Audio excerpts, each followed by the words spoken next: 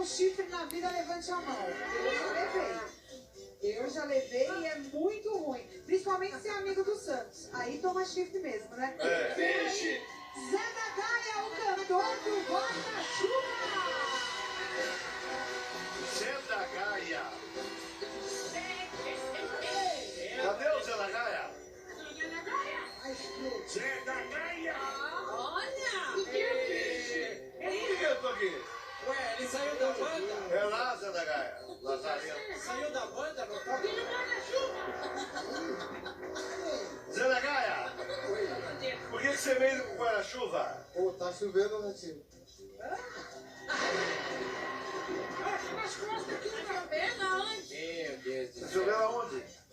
O que tá acontecendo? Amigão, leva pra cá.